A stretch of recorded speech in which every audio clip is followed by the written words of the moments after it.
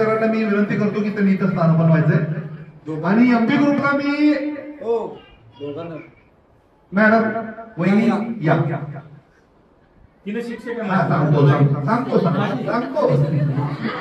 आमचे मार्गदर्शक जे आहेत त्यांचे मार्गदर्शक म्हणून आमच्या वहिनी आहेत, त्यामुळे आम्ही आणि यांच्याबद्दल जर सांगायचं झालं तर या सोलापूर जिल्हा शहर या महिला